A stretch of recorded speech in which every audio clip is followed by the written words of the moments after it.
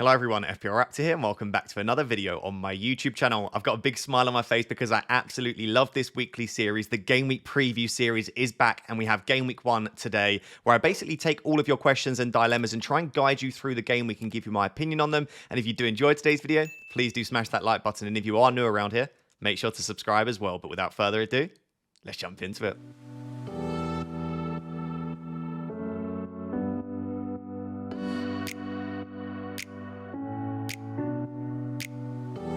So guys, the Game Week 1 deadline is actually only in a few days now, and I have absolutely not locked in my team. Let me know down below if you've managed to lock in your team yet, but this is crunch time, so we need to kind of clear up those final decisions and dilemmas. There will be tons more content before the Game Week 1 deadline, at least another 3 videos and a deadline stream, so please do consider subscribing if you're not yet subscribed. I'm trying to hit 125,000 subscribers before the Game Week 1 deadline, which is possible, but probably not particularly likely, but I would appreciate your help. And also, if you have not yet checked out my new podcast, FPL Therapy, I had the wonderful FPL Harry as a guest in Game Week 1, and that episode is now live on YouTube, Spotify, and Apple Podcasts. Check it out wherever you want to check it out, and yeah, please do consider subscribing and rating 5-star when you listen to it there. So in today's video, it's probably going to be a longer one, and I absolutely do not apologize for that because I try and cram in as many good discussions as possible in these videos. And I'm just going to go through some of the big dilemmas that you have in Game Week 1. If you want to skip to a specific section and you don't have time to watch the whole video, there are timestamps down below. Feel free to do that, but hopefully you stick with me for the entire video. So the first is kind of around Liverpool, but more specifically Jota and Diaz. I'm going to discuss Salah in the next section. But Liverpool have looked excellent during pre-season. They've won pretty much all of their pre-season games, and they've done it quite convincingly. And a lot of their players are looking particularly good.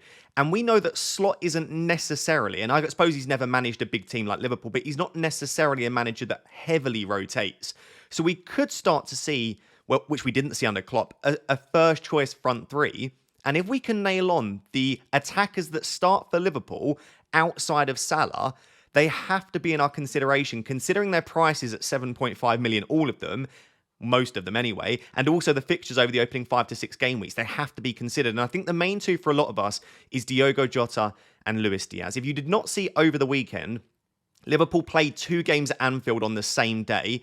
The first game was essentially their strongest first team, and the second game was essentially their second team. Now, there could be some changes. It could be that 1 or 2 of the players from the second game go into the first team for Game Week 1, but largely, the team that started that first game, I would imagine, is the team that will start in Game Week 1. And Jota and Diaz both started. So what it's looking like at the moment is, whilst Slot doesn't play a traditional 4-3-3, they're essentially going to have a striker, a left winger, and a number 10. And so you've got 3 slots that these, no pun intended, you've got 3 slots that these players can play in. Jota looks like he's going to be favoured as the number 9 at the moment, probably just ahead of Darwin Núñez. On the left, I think you're going to have Diaz and Gakpo. And then as the 10... whilst Gakpo could play there, and I suppose Diaz could too, I think it's going to be Szoboszlai first choice 10 and Elliott second choice number 10. So I think these two will start in Game Week 1. I'm pretty sure about that at the moment. Longer term, though, I don't know, because Gakpo was sensational during the Euros. I mean, very, very good. And he's Dutch. Everyone's been talking about that. And I think he is a player that Slot will like a lot. But he's not had a ton of minutes. He obviously played in the second game yesterday. So I think Diaz starts the season, but I do worry about how good Gakpo's been, and he seems to be best when he plays off the left. With Jota, there were quotes going around at the start of the transfer window, at the start of the summer, that actually Darwin would be Slot's first choice number 9, but I think Jota's got that at the moment. But you can tell that both of them aren't nailed, and this is what you get with Salah. Not only do you get penalties, not only do you get better data, not only do you get a player that has scored over 200 points for 7 seasons in a row, but you also get security of minutes, we think. You never know, I suppose, but we think he's going to be as nailed as he was potentially under Klopp. So with all of that being said, the fixtures are fantastic. They are both owned by around 8% of managers. Who should we go for? And actually, in my FPL Therapy podcast, I went, well, if you're looking at data, it's obviously Jota, whereas Diaz is more of an eye test player. And I kind of do back that. But my word, Diaz's data last season, I don't know how as a data-driven manager, I completely overlooked how good Diaz's data was last season. It was better than Jota's. They both had 0.41 non-penalty expected goals, and then Diaz had ever so slightly better assist threat. So last season, and although neither of them played a lot of minutes, Diaz had an equal amount of goal threat and assist threat as Jota. But if you look at the previous seasons, Jota's data is just so good. It's actually dropped off slightly last year, but Jota always puts up outrageously good data. When he starts on a consistent basis, he's in line with the likes of Haaland and Salah. It's that good. And I know I've said that in the past with Darwin, but Jota is not Darwin because Jota is an elite finisher. I don't put him in the same category as Heung-min Son, but he gives me a similar vibe to Heung-min Son where he's good on his left foot, he's good on his right foot. If you saw the goal that he scored against Sevilla, it was a left foot volley from the edge of the box, which was like goal of the season contender. So it was fantastic. And I just think Jota is such an elite finisher that even if he had the same data as Diaz, you'd expect more returns. Also, on top of that, he did play a few games last season on the left, whereas I think he'll predominantly be through the centre. And under slot, I think the number 9 is going to get a hell of a lot of chances, especially with someone like Szoboszlai or Elliott playing in behind. So whilst the data is equal, I would bet that if they start a similar number of games and get a similar number of minutes, I would expect Jota's data to be better than Diaz's. But I wanted to say I've disrespected Diaz because the data's great. In terms of like the positions they're getting into, whilst Diaz is off the left and Jota is through the centre, and therefore I probably prefer Jota from a positional sense. If you look at Diaz's touch map, which actually looks a bit like a seahorse, just a random thing that I just thought when I looked at that, he does get into the box a lot. And I know that slots wingers do sometimes play quite wide, but they do come in often as well, more as inside forward. So I'm expecting both of them to get plenty of chances, lots of penalty area touches.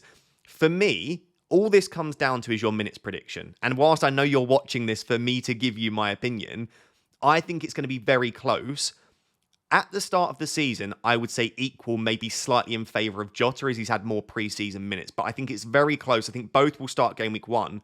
Longer term, I think, and I know a lot of people disagree with this, I think maybe Jota's minutes will be more secure simply because I think Gakpo is a better deputy to Diaz than Darwin is to Jota. I think Gakpo will make an absolute case to be first choice. And whilst Gakpo can play as the 9, by the way, or as the 10, I think Gakpo will be favoured on the left.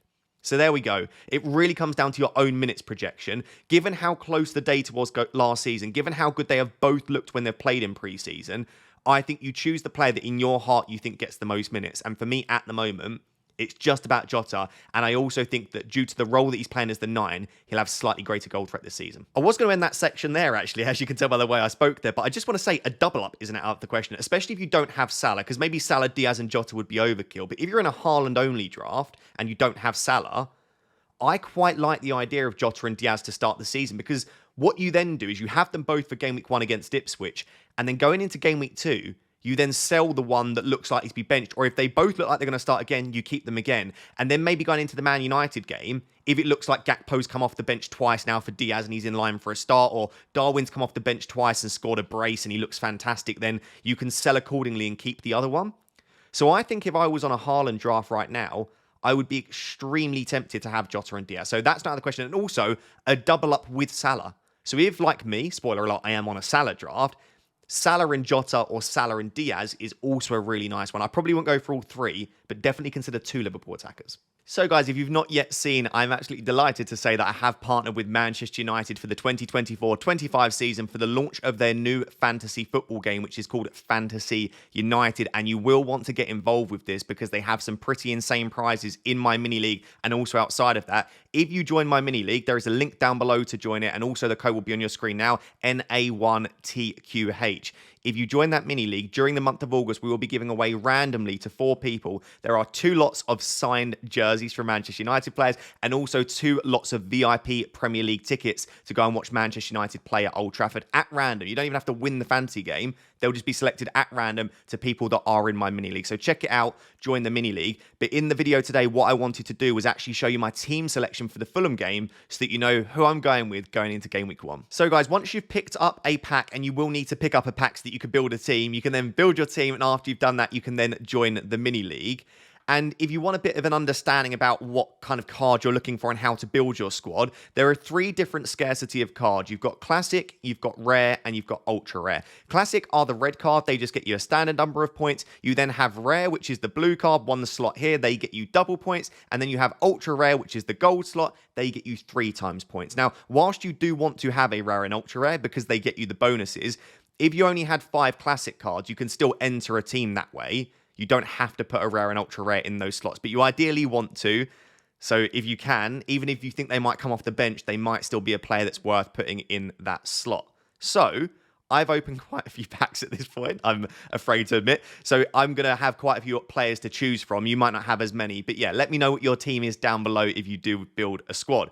So in the classic slots, do you know what? I'm actually going to backtrack. I'm going to start with the ultra rare slot. And the reason for that is I want the best player that I have available to me to get those 3 times points. And then after that 2 times, then I'll go with the classics after that. So for ultra rare, and you can see here, rare equals times 2 points, ultra equals times 3 points. So let's go through and choose the players. They're going to be just off your screen here. There's no good way for me to do this to cover the whole screen, but I have lots of ultra rare options. I mean, you can actually sort by your rarity. I think in defence, I have the likes of Onana or Dalot I could go from. Whilst I think a clean sheet is absolutely possible, I think I want to go for some attackers. And in terms of attackers that I think are likely to start and also get me points and aren't injured, for example, I think it's between Garnacho and Ahmad for me. And I just need to decide who I think will start on the right wing. Let me know down below who you think will start. I think based on his Community Shield performance, I'm going to put Garnacho in that ultra rare slot, but if Ahmad starts instead, then I'll of course put him in. And I should just say the points breakdown is, if I just zoom in a little bit, is very similar to FPL, but almost better. You've got the classic points that you would normally get for a fantasy game, but then you have things such as plus 2 points for 3+ tackles, plus 2 points for 50+ passes, etc., etc. So there's actually some pretty advanced scoring. And because you get all of those additional things, you can imagine that one player that I absolutely want to get in is Bruno Fernandes. So Bruno Fernandes will be going in almost definitely as my rare card. I don't have an ultra rare Bruno at the moment, but I'm delighted to at least have a rare version. He'll get me 2 times points. And then for the other 3 slots, I will have Kobbie Mainoo because he is probably my favourite United player. And also he's just been fantastic during the Euros for Man United last season. I want Kobbie Mainoo in there. And I do think I will have Diogo Dalot because last season, he was so consistent, had loads of attacking threat. I think I want him. For that final spot, I think it's probably between Onana and Rashford for me. And I believe in Marcus, and I think there have been really good signs during pre-season. So I'm actually probably going to go for Rashford in there for that final spot. So all I have to do now is save that. So my team will be Rashford, Dalot, Mainoo, a rare Fernandes for 2 times points, ultra rare Garnacho for 3 times points. And then if I go on leagues, at this point, you would be able to then join my mini league, which just says FPL Raptor. If I view the league right now, you can go on that. We have over 100 members now, but you still have a very good chance at winning those prizes. So again, the code is NA1TQH. Open a pack, build your squad, join my league for some pretty cool prizes. And if you do build your squad, let me know who it is going into the Fulham game.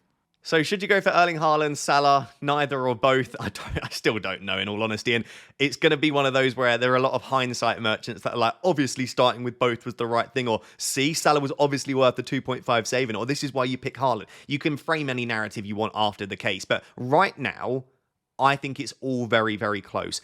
I still believe that structurally, the best drafts are one of Haaland and Salah. I don't like both in terms of I think you have to sacrifice too many other positions in the team. And I don't like neither because I think you're losing 2 of the best options in FPL. And I don't think you have to lose both. I think if you lose one, even if you lose Salah and you still have 15 million Haaland, you can still build an extremely strong draft. So I don't think you need to sacrifice both when there are a lot of really good cheap options. So for me, in terms of how I like it at the moment, Haaland or Salah draft would be number 1, just the one, then both, then neither. In terms of which one do I prefer, I'm going to come out and say right now, caveat, in my latest draft, the draft that I'll show you tomorrow, I have Salah and I don't have Haaland. That could change in the next 24 hours, but I don't think it will. So I want to say that I might have a bias towards Salah. But also, I think Haaland is a better FPL asset than Salah. I'll come out and say that. Haaland is better than Salah for me from an FPL perspective to start the season. But is he 2.5 million better? That is, of course, the question you have to ask yourself. And at that stage, I'm not so sure. Because that 2.5 million goes such a long way. An extra 0.5 of that can be made to use the bench. An extra 1 million, you can go from someone like a 4.5 to Porro, or a 5 million to Gabriel or Gvardiol. You can then use the remaining money to upgrade the goalkeeper slot, or to go from a 5.5 midfielder to a 6.5. You can end up improving 3 or 4 of the positions, or squeezing someone like a Trent in rather than a 4.5 defender. That goes such a long way for me that I probably prefer, and I probably prefer going for Salah and Haaland. And also I like a lot of the other forwards, whereas the midfielders, I'm actually going off more and more. I'm not saying there aren't good midfield choices, there really are, but I kind of like 3 or 4 of the other forwards enough to cover Haaland. So that's why justification for me going for Salah over Haaland, because I think I can use that 2.5. But if they were the same price, I'd probably have them both if they were 12 or 5. But if they were both 15, well then, yeah, I'd have Haaland, absolutely. But it's how much you think you can do with that extra 2.5 and how much you like the structure of the team going for a Haaland up top or a Salah in midfield. Fixtures-wise, I don't think there's a massive amount to separate them, but I do think that Liverpool are clear. The question isn't just about fixtures though, right? Because over the first 5, you would all agree probably that they are slightly better for Mohamed Salah and Liverpool. It's about captaincy, because the argument of going for Haaland rather than Salah is that you maybe aren't looking to captain Salah in the opening 4 game weeks. So let's say something like game week 1. If you are, regardless of who you own out of Salah and Haaland, captaining Isak, well then you're not captaining Salah in game week 1, obviously. Game week 2, Haaland is hands down the best captain. No one in their right mind is going to go against Haaland if they own Haaland. So hands down the best captain there. And then in 3, you would maybe say that you would prefer Haaland. I think it's very close, but let's say you prefer Haaland. Game week 4, I think it's a 50-50 there. And then in game week 5, there are other options, but you'd maybe lean back to Salah. So let's say you are happy captaining Isak in game week 1 and then Haaland in 2, 3, and 4. At that stage, I'd probably go for Haaland, right? Because you're not captaining Salah in the opening 4 game weeks. So why are you paying a premium price for him if you think Haaland's the better captain in 3 of those? For me, I want to captain Salah in game week 1. I know Isak's got Southampton at home and he could do very well and he may well do so. Don't overlook Salah. And I know it's a 12:30 kickoff away against Ipswich. Don't disrespect Ipswich, etc., etc. I still back Salah. I like captaining midfielders first. I think that's fantastic to do. But I think Salah always starts the season absolutely red hot. And he's had a full pre-season as well. And Liverpool looking very good. They're scoring goals for fun. And I know they scored 4 goals against Sevilla. And Salah blanked. But that happens. That happens with Haaland as well. So I wouldn't look into that too much. So I would like to captain Salah in game week 1. In game week 2, I hide behind a sofa. And then in 3 and 4, I don't think there's much between Haaland and Salah. I actually would probably slightly prefer... I'd actually probably slightly prefer to captain Salah in game week 3 than I would Haaland. Honestly, I would say that Man United's defence, as things stand, could be weaker than West Ham's. Unless De Ligt just comes in and it just shores up that United defence, there may be. But I guess for me, I am looking at captaining Salah in 2 or 3 of the opening 4 game weeks, so it's very different. So I think you need to have a sit down and think about captaincy yourself and who you'd like to captain in those weeks. If we are looking at the data, Haaland absolutely has greater goal threat. And I think for me, I've always said that you want your players, your premium players, and the players that you are paying all that price for and all that money for, you want them to have goal threat, not assist threat. You don't, like, De Bruyne is great. He'll create so many chances, but assists only get you so far. You need the goals to get the most points. And if you glance down to the non-penalty expected goals, Haaland has 0.81, Salah has 0.54. That was a drop-off for Salah last year, and there has been a slight regression in these data. But when you then combine that with the assist threat, there's not much between them. So altogether, Haaland has 0.89 non-penalty expected goal involvement. Salah has 0.81. So there's not a huge deal between them. And again, I would prefer the goal threat, which is why Haaland is a better asset. But that's in a season where people were like, oh, Salah's fallen off. He's not been performing as well. He's not getting much. He's still almost matching Erling Haaland for total goal involvement. Big chance involvement. They're both involved in around 2 big chances per 90. If you look at the expected FPL points per 90 last season, 7.52 for Haaland, 7.46 for Salah.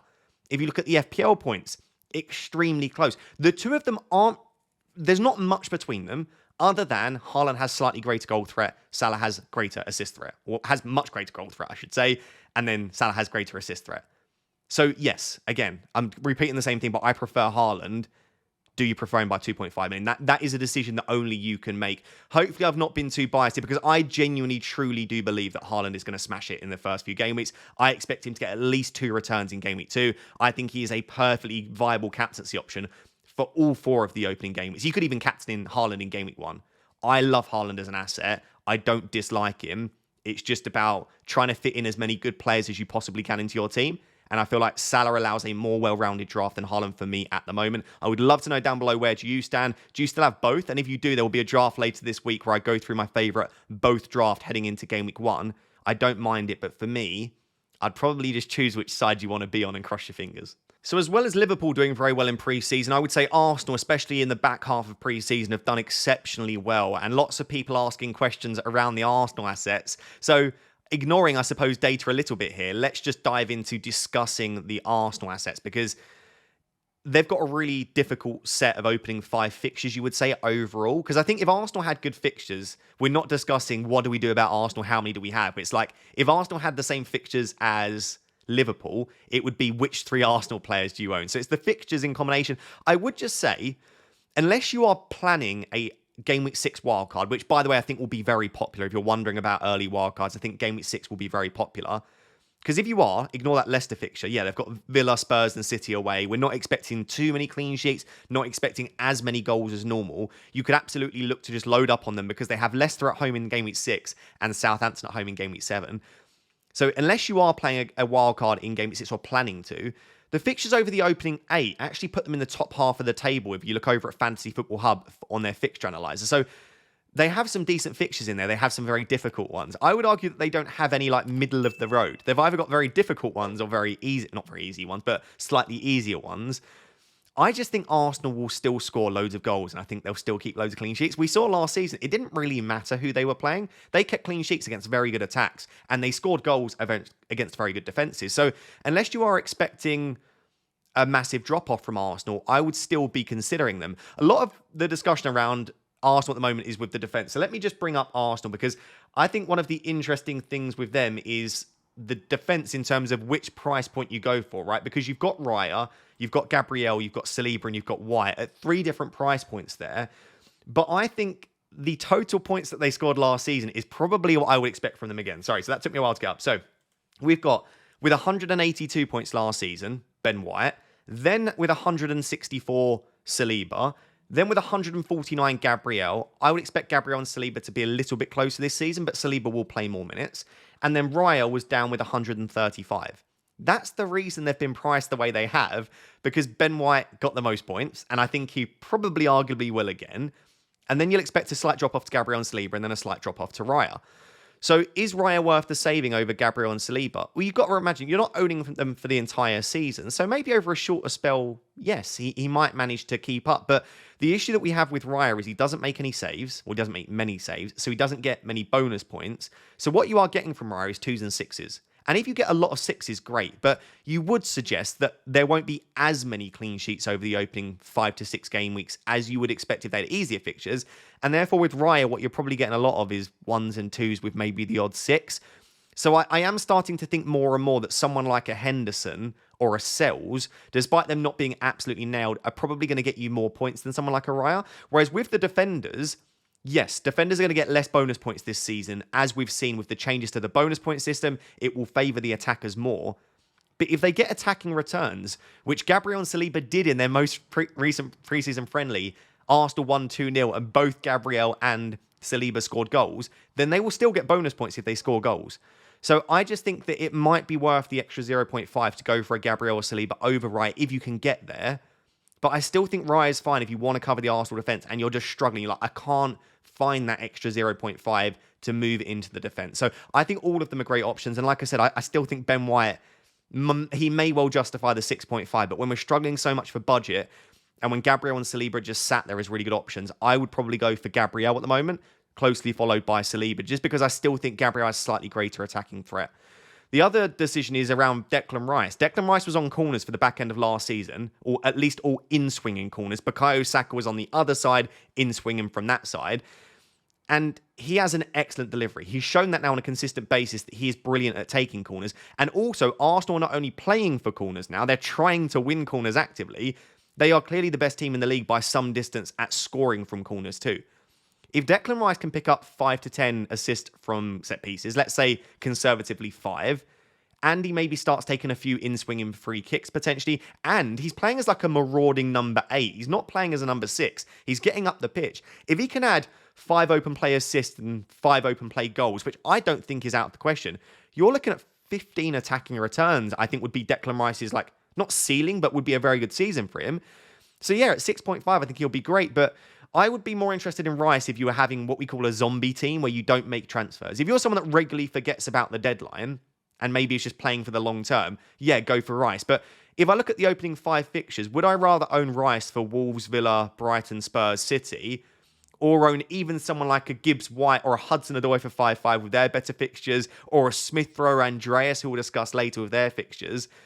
I think I'd rather just own someone with better fixtures, because whilst Rice is super consistent, I'm trying to attack that upside with the opening game weeks. I'd even prefer someone like a Leon Bailey, who's got an equally difficult opening 2 fixtures, but then after that, they start to really improve. So I do like Declan Rice, definitely consider him. I love the set pieces, but he's still probably not for me. I don't think I'd want to use an Arsenal spot on Declan Rice, because there may well come a point very, very soon, even if you choose not to wildcard, it'll be difficult to do, where you want two Arsenal defenders plus Bukayo Saka, and then if you've got that locked up in that Declan Rice spot, you might have to then sell him anyway. So yeah, that's my opinion on Declan Rice. I think Arsenal are absolutely worth considering. Spoiler alert for my video tomorrow, I have two Arsenal assets in my draft, which is Bukayo Saka and then one of Raya Gabriel Saliba. I'll leave the surprise for then. But yeah, I think Arsenal are being overlooked. I think you should still consider them despite the tricky fixtures.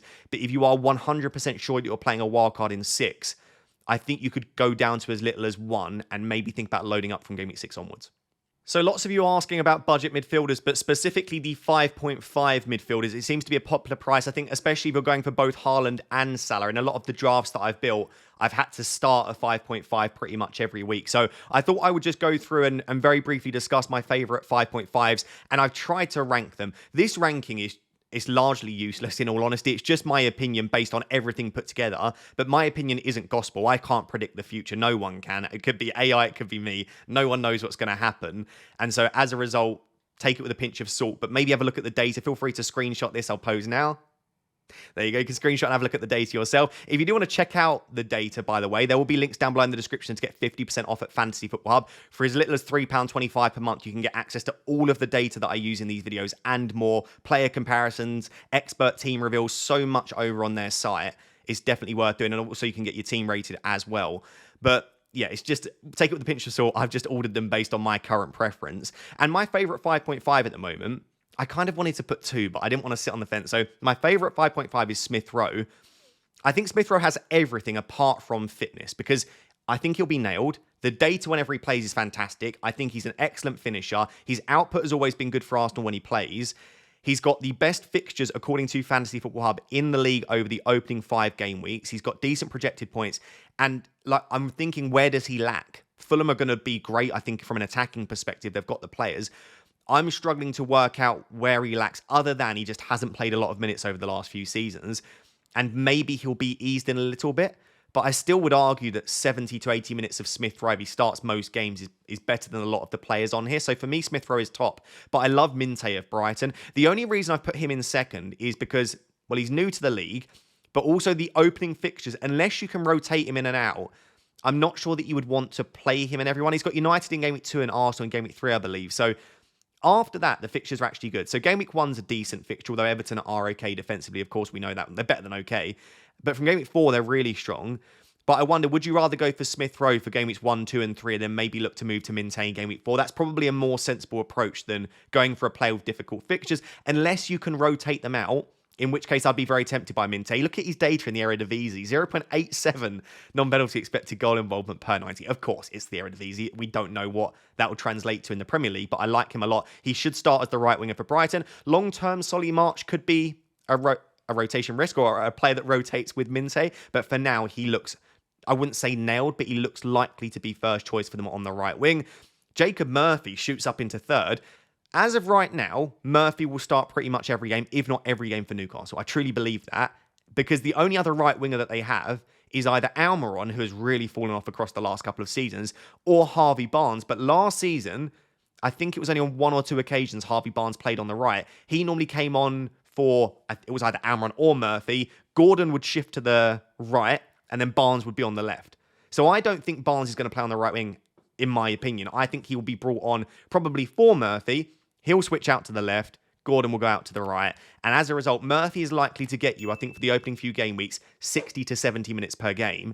The issue is that Newcastle are looking to sign a right winger. So by the end of the transfer window, which will be around game week 3, 4, you could potentially see that Murphy is getting eased out of the starting 11. But at that point, you've already got a few games for him. So I really like him. The fixtures are absolutely there. Game week 1 against Southampton at home. He could pay back having him just in that first game week. The data was okay last season. I really like him. Outside of that, some other options I like. Hudson-Odoi and Elanga. Elanga's data is better than Hudson-Odoi's, but his minutes aren't as secure, but we are expecting them potentially to both start in Game Week 1. I would probably just lean towards Hudson-Odoi for the minutes, but as you can see here, Hudson-Odoi actually has the worst data on this list, I believe, from glancing at it, so not very strong data, but we are expecting that to improve if he gets more starts, and obviously a very good footballer as well, so I would still probably lean Hudson-Odoi, but that's why he's dropped to 4th for me, because I look at that data and it's not great. Someone that does have great data is Brereton Diaz. Obviously, that was at Sheffield United, who I would argue would probably going to be a worse team than Southampton likely to be this season. And Brereton Diaz is just one of those players that you just expect him to get on the score sheet and to get assists. And I think he'll, along with Armstrong, lead that Southampton team to getting some decent results this season. So you can see here that according to Fantasy Football Hub, he's got the highest projected points for the opening 5. They really like him. It's difficult to disagree that he's a good pick. I just probably wouldn't put him in my top 3 or 4. So he's in 5th at the moment. Other assets, Semenyo and Cliver at Bournemouth could be decent. They're both likely to start. Cliver took a penalty, by the way, in pre-season for Bournemouth, so he could be a decent shout. I really like Kamada as a player. I've watched some highlights. I've not watched many full games with him, but he looks very talented. But his data was really poor last season. And obviously, this is a different league. But I just wonder, is he going to be one of those players that's fantastic to watch, but not a great FPL asset? So I'd be a little bit unsure there. Probably the big surprise here is Andreas in 9th. The reason he is that low is first, I think Smith Rowe is going to have greater goal threat. But secondly, there are a lot of rumours that Smith Rowe has been signed to replace Andreas, actually. And that if Smith Rowe's obviously starting in that number 10, it means 2 things. Andreas is gone, out, which we might find out after the Game Week 1 deadline before the end of the transfer window, or Andreas drops and plays more like a number 8 role, similar to what we see from Declan Rice at Arsenal. If all of those things are true, if any of those things are true, Andreas for me just isn't as good of an option as I thought he was. So for me, he's got to drop down because he's either likely to play slightly deeper or not be at Fulham. But you could still be willing to take the risk because maybe he'll play with more like 2 like dual 10s, whereas Smith Rowe and Andreas are almost rotating as the number 10, in which case Andreas could be fine, and he could still have penalties as well. So that might be a mistake putting him there. Mavididi, again, I just think he's an unknown. Why go for someone like Mavididi when you have all of these other options? Maybe assess around Game Week 4 when Leicester's fixtures start to improve. Elliott, I just wouldn't include now because Szoboszlai looks like his first choice number 10, based on what we saw from Liverpool over the weekend. But if Elliott does start, he'll be in my team straight away because I think he'll be fantastic at 5.5. And I've got McNeil and McGinn just to finish off the table so that we've got enough players to fill the screen. But for me, when I've just spoken about all those fantastic options, I just don't know why I would want to go for McNeil or McGinn. So there we go. If I was to say my top 3, Smith Rowe, Minte and Murphy, shout out to, I suppose, Hudson-Odoi, Brereton, Diaz, Elanga. Outside of that, I'm probably not looking at any. In my current draft, because of the structure I've got, my cheapest midfielder is 6.5. So I don't have one now, but if I do, I think it's going to be Smith Rowe. So another discussion that people wanted me to have was around those £4.5 million defenders. It really depends how many you want and when you need to play them. And I know that's an obvious point to make, but I can't go through every possible permutation of if this is your defense and you need to play him in this week, this player. So what you need to do is head over to a site like Fantasy Football Hub where you can plan ahead each week. Feel free, like I said, to use the link in the description if you want to check that out. Plan ahead to each week and just look, in what weeks do I need this defender? Because I think that will largely help you choose who you need to own. Because a lot of these are really good options. But if you need a defender desperately to play in Game Week 4, well, don't pick a fixture that's got don't pick a player that's got a naff fixture in Game Week 4. Pick a player that's got a really good one. Like, don't pick a player that's got a great Game Week 2 fixture if you've got 3 premium defenders that you're just never going to bench for that week. So it needs to be fixtures based as much as anything.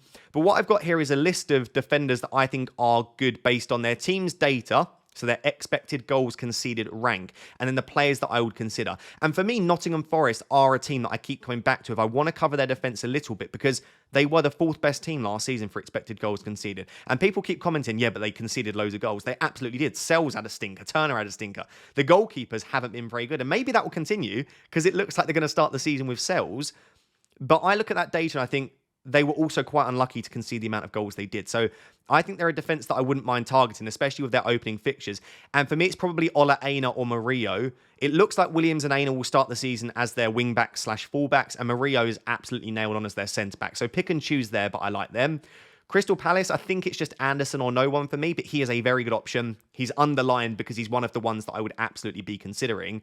And Crystal Palace, I think, will continue to look really strong under Glasner. Some people worried that Mark Gay's off to Newcastle, and as a result, they'll be weak at the back. It will weaken them slightly, but they still did very well at the back end of last season without Mark Gay, and I expect that to continue.